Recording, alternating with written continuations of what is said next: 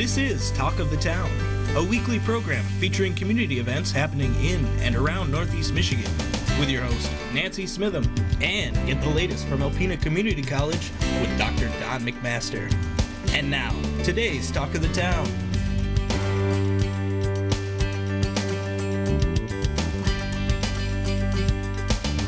Good morning and welcome to Talk of the Town. I'm Nancy Smitham.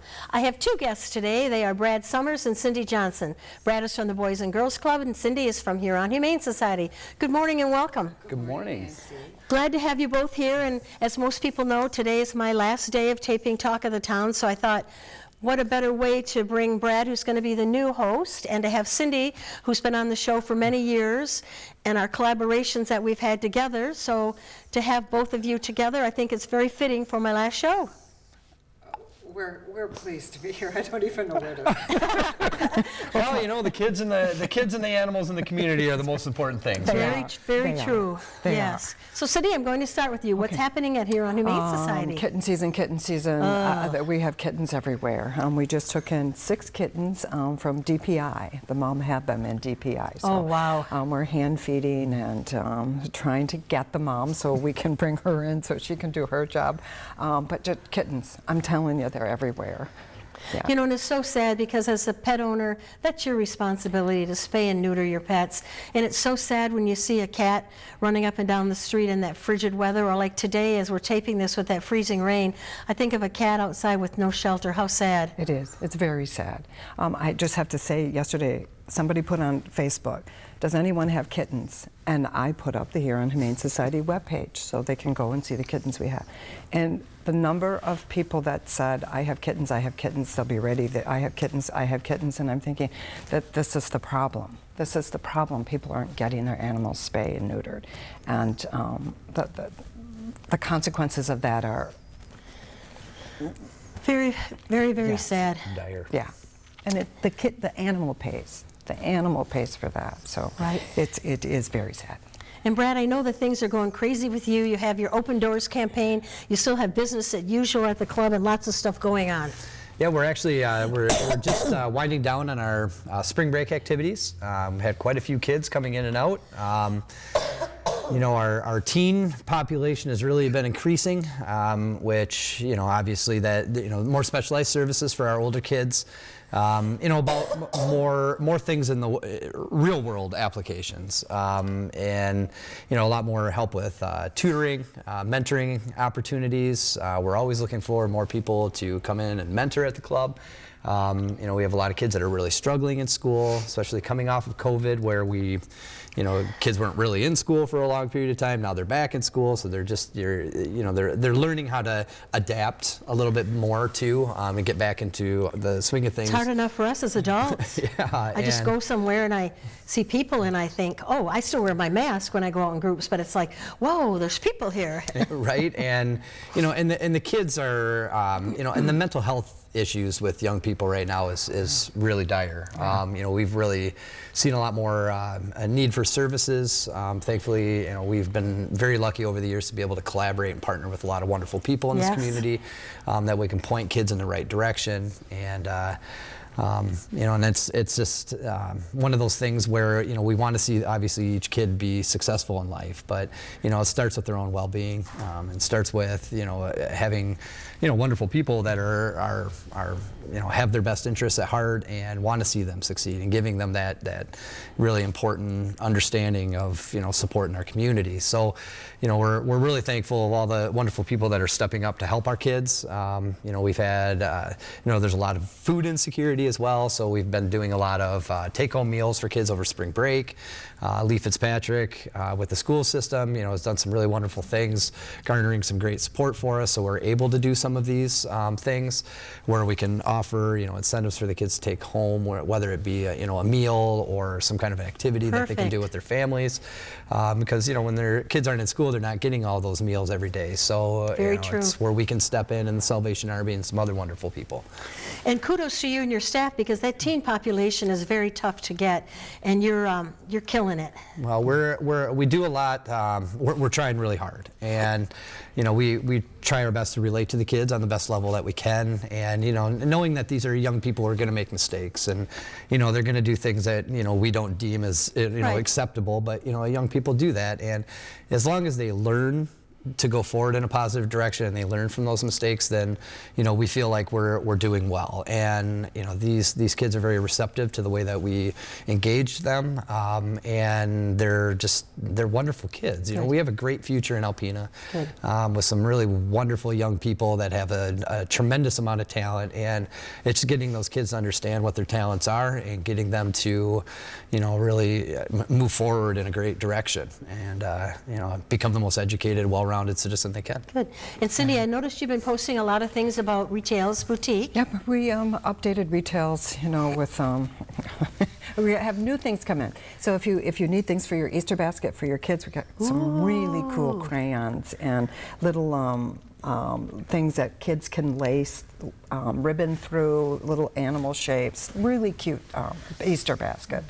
Stuffers. So Yay. yes, please come in. And I just want to say, Brad, you do an absolutely amazing job with the kids, and everything that you talk about matters.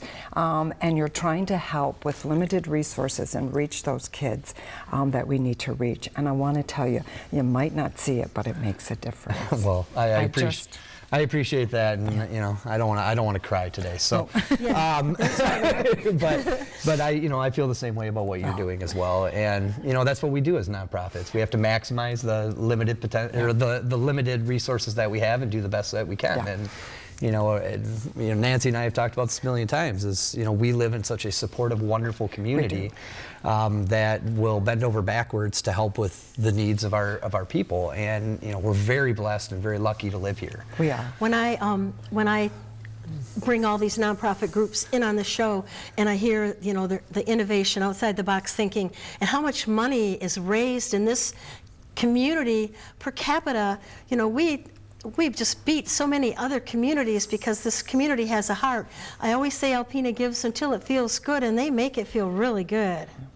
And it's thanks to people like you. I have to say that. You have brought all of these organizations together, and if there's a need, we find it. And people like you make a difference. And it's WBKB TV, and I'm very thankful for this platform that they've given me, because I feel like I've been a volunteer for every one of your organizations. If I go into a grocery store, someone can say, well, do you know what the hours are at the Boys and Girls Club? I do. If someone says, do you know if they're still taking cans at Huron Humane Society? I do. Do you know what kind of classes they're doing at Art in the Loft? I do. Do you know what's going on at Alpena County Library? I do, because I really do. And Brad, that's the thing that's going to be passed, that torch will be passed to you, and that'll be so exciting, because to be a part of this community is so wonderful, and see how everybody pulls together, especially what we've all been through in the past couple of years. Mm-hmm.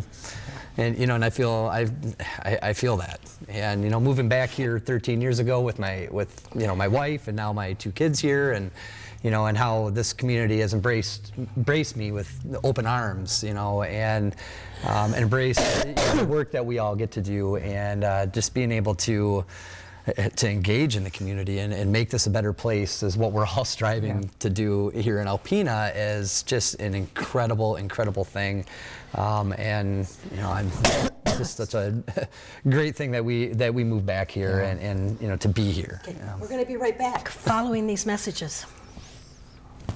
Well, and welcome back to Talk of the Town. I'm your host, Bradley Summers, and as you all know, today is Nancy's last show, and we are going through the process of asking Nancy some awesome questions and getting her feedback on 36 wonderful years here at Talk of the Town, and really helping create this entire platform here in the community, and doing all these wonderful things that you've done for so long. You know, Nancy, you know, what are some also awesome tidbits that you'd like to share with us? Well, I won't talk about the bloopers. We'll kind of skip all the bloopers. But, you know, Brad, for 37 years, I've worked with so many people here and all the nonprofit groups in our community. It's been a wonderful ride for me, but it's time for me to go, and I'm so excited that you're willing to do it. You're going to be excellent. But I just want to say a special thank you to the people here at the station. You know, people come and people go and they change, but Barb and Amanda and Shara and Dylan and Mark. I probably worked with a Matt, but Mark here at the station, you know, they're like my family. They've been so good to me and so helpful. And it's just been a joy to be here. And I really know what the word bittersweet means, because, I mean, I've been crying all day, and then, of course, Cindy walks in with that beautiful red velvet cheesecake, which we will be sampling, and the station gave me this beautiful bouquet of flowers, and other people have sent me cards and gifts, and I guess I didn't know the impact this show had on our community, and I think I kind of took it for granted, but I'm very thankful for the years that I had, and I want to thank our community and everyone here at WBKB for my wonderful run. Well, I'll tell you, it's really surreal to be on the other side during this interview process. It is, let me tell you. But, you know, over the last 13 years, you know, I've had the wonderful opportunity of being on this show almost every single month, sometimes, you know, filling in for an entire show for a half an hour. But, you know, you've given me the confidence to be here. And, you know, and being able to talk on this platform and being able to, you know, feel comfortable in this kind of a setting. And, you know, I want to thank you, you know, for everything that you've done for me, not only personally, but professionally, and, you know, and having this opportunity to be here. So, you know, thank you. You're welcome. And, you know, on behalf of, I know, the entire community, thank you for everything that you've done, you know, to highlight the wonderful things that, you know, the Humane Society is doing, the Boys and Girls Club, Habitat, you know, all these wonderful places that are here. You give them that voice and give, you know, the community an understanding of what really is going on, and you truly are talk of the town. Thank you. And you know, I found out through the years that it takes a certain kind of person to work for a nonprofit group or organization. You definitely don't go into it for the salary. You don't go into it for a strict 8-hour day.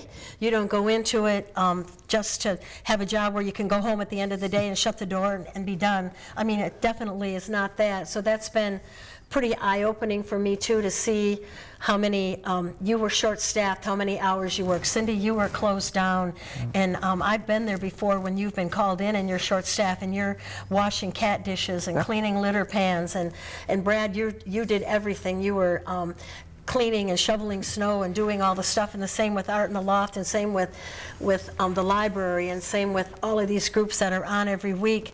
You know, it's not just a job that's, you know, you got a job description, you only do those things. There's so many things that you do, and it's so heartwarming and makes you feel really good to see how much everyone does in our community to help the nonprofit groups and what the staff does. I mean, where would you be without your staff? Where would you be without your staff? Same thing. You know, they don't make a fortune there either, but they stay, they're loyal, they're dedicated. Well, you know, it's that intrinsic value of what we add to the community. You know, the nonprofits are a pulse of what's going on, and whether it be animals or kids or the elderly or, you know, whatever demographic we're working with, you know, it's so important that, you know, we, like we were saying earlier, maximize what we can with the, you know, with the resources that we have. And you know, we've just extraordinarily lucky that Alpena is a very, very supportive community. But, you know, it's what we as, you know, as nonprofit organizations, what the community does with those resources, and, you know, how we help our people. And, you know, this is, you know, that's why it's been a really important journey and important ride, and we're definitely here for the intrinsic values, for sure. Think of the exciting things going on in our community. The hospital's a wonderful addition, your wonderful addition, the college was doing an addition, our brand new bridge. There were so many things going on at the same time in our community through COVID and through everything, but everything came together and it all happened. And I mean, the amount of money that you've raised, and look at Giving Tuesday. Yeah. I mean, I know we had a friendly little competition here. did. But look at Giving Tuesday. I mean, the amount of money raised in a single day in our community, in addition to all of the other money that comes in all the time. That's just amazing to me. You know, and what's important about that too is the sustainability of it. Yes. Is each year, you know, Patrick Harity and the team there at CFNEM, you know, every year what they put in and what they and what comes out of it is extraordinary. In just a 24-hour period. And then you look at United Way with what they're doing too, and the campaigns that they have, and you know how many people are affected by the work that nonprofits and you know that are put out into this community. So it's just extraordinarily important. And you know, I know, you know, Cindy, you know, your husband is on my board of directors at the Boys and Girls Club. You know, it's not only just one person, but it's usually a family that comes together and, you know, see that value and put that forth in our community and make it work. So yeah, it's been a fun journey. Okay, and Cindy, I wanted to ask you, thinking about those stocking stuffers, whoops, Easter basket stuffers, wrong season, but what are your hours now? Our hours to the public is 11 to 5:30, Monday through Saturday. Monday through Saturday, When okay. the staff is there at 8:30, so if someone needs to get in at 8:30, they can always get in at 8:30, but Okay. We're kind of busy. And do you have any dogs currently? Yes, we do. We have 3 dogs currently. You do? Yes, we do. Tell me about your dogs. Oops, sorry, Brad. Whoops. We have a lab mix, and he is about a year old, and then we have a 3-year-old boxer mix. She's a big girl, but she's just a sweetheart. And then we have a puppy. It's about 3 months old. Yeah. So go to our webpage. All of our animals are up, and we updated yesterday all the cats that we've been taking in. So everything's up right now.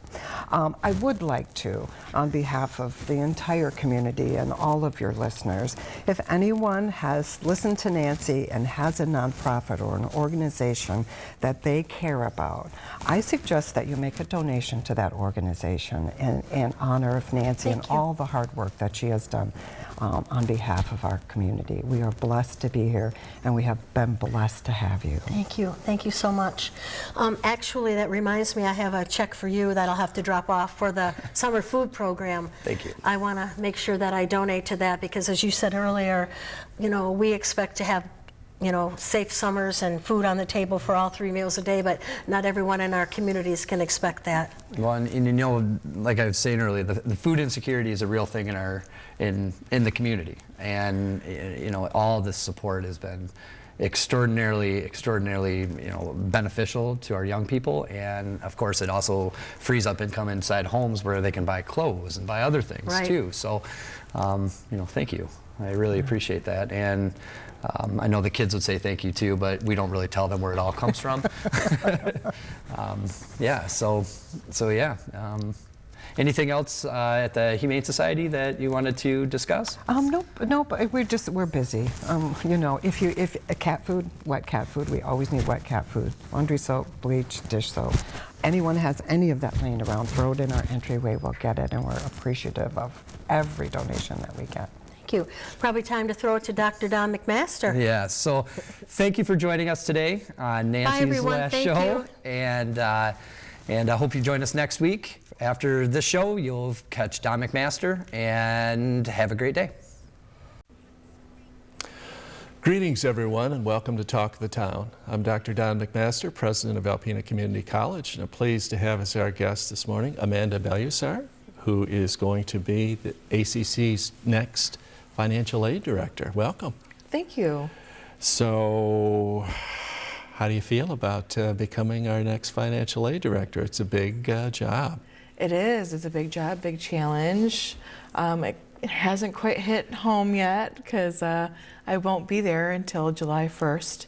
But I'm training and utilizing Rob Roos, the current director, as much as I can from his 30 plus years experience. So. Yeah, Rob has done a great job in that role. And you have worked for him for, what, 6 or 7 years? 8 years. 8 years. 8 years. So he's mentored you, and he speaks very, very highly of you and your intelligence and work ethic and attention to detail. These are all, of course, parts of what financial aid requires. Yes, absolutely. With all the federal, state, veteran regulations that we have and consistently change, Yes. we really have to make sure that everything is up and up for our students so that way we can get the best results for our students. Yeah, I think, well, let's talk just briefly about that, or as briefly as you would like. You know, the role of financial aid and the average, or if there is an average student that comes through ACC, they will probably seek and get financial aid through your office. Oh, absolutely. We probably 75 to 80% of our students get financial aid in some capacity. So we do a lot of financial aid in our office with the state programs, the federal programs, the VA. Sometimes there's other outsources of scholarships that we have to get into our system on our side and work with the business office there too. So we do get many students who get financial aid. So. Yeah. Well, in the integration you've just described in such an understated way between what you do in the business office and how and probably the registrar as well has to be so it's so detailed and has to be seamless and accurate. Yes. So 75 or 80% of in a good semester, say fall semester, we would be fortunate and happy and to have 1,500 students. Yes. So 3/4 of those is a big number. Yes. And it's probably a big number in terms of dollars that are distributed through financial aid. Oh, As absolutely. well. Any sense for that? I mean, just to give, would that be, you know, $4, $5, $6 million possibly? Around that, Yeah. as far as, you know, with all the state programs, the federal programs, the loans. Yeah. And I think in my work with Rob and Max before Rob, the oversight and the especially on the federal money is intense. And I think people don't really realize how closely that's monitored and how accurate our work has to be. It can't be kind of approximate. That's for the state and federal programs, and VA has their own rules and regulations. So we have to know each rule and regulation for federal, each rule and regulation for state, each rule and regulation for veterans. So we are always on the up and up for regulations, and they change from year to year sometimes. So we have to make sure that we can follow those changes accurately and in a timely fashion to help our students in a capacity of getting them financial aid. Financial aid is a big thing for our students in order to actually do what they want to do in that program and attend. So it's a very vital position for the federal and state programs, especially, and veterans. You bet. So the state programs, one thing that's new that's gotten quite a bit of publicity and really came from Governor Whitmer and is the Reconnect and Frontliner, Futures for Frontliners programs. Those are complicated as well. they are. They're a little bit different from other state programs, just based off of their rules and regulations that they put forth. So it's a little bit challenging, but we're up for that challenge, and it's good for our students. That's what we're here for, is our students. Yeah, I'm glad to hear you say that, because that is so true. A lot of what we do is to be servants to try and help students succeed, and the financial side of it is a big piece. Yeah. So tell us a little bit about, or tell the viewers a little bit about yourself and how you came to ACC and how your experience has been. Well, my husband and I are both from Rogers City, so we both attended ACC, and I've enjoyed my time at ACC as a student as well as my time there as an employee. So I went into psychology at first, and then my husband's family owns a business, so they wanted to kind of have us involved in that. So I went into business, and as I went into business, I was doing the accounting classes, and Dr. Darga, she had said, you know, you're really good at this. Maybe this is something that you'd possibly like to do, is accounting. And I did the accounting, and I went to Northwood. Yeah. And got my business administration there with the business and accounting side. Here in Alpena. Here in Alpena. Yeah, that's a good point. So it is. It's a very good program, that 3-in-1 program. Yes, indeed. So I did that, and I stayed. I stayed at ACC. But before I was actually an employee at ACC, I was at Hope House as a liaison there. Sure. So that was an interesting and yet fulfilling job, but unfortunately they had closed down, and I started at ACC as the accounts receivable and or accounts payable. I'm sorry, accounts payable and purchasing, and after 2 years of doing that, there was a position open in the financial aid office. And it's something that you really don't go to school for. It's just something that you kind of learn as you go, and I've been in there for 8 years. Wonderful. Well, we're glad to have you. And you have distinguished yourself in your 8 years at ACC. And you are about to step into one of the critical functions at the college. So thank you. And thank you folks for watching Talk of the Town. We'll see you again next week. This has been Talk of the Town with your host, Nancy Smitham and Dr. Don McMaster. For a list of community events taking place in Northeast Michigan, please visit our website at wbkb11.com and click on our community link. This has been a Thunder Bay Broadcasting Corporation production.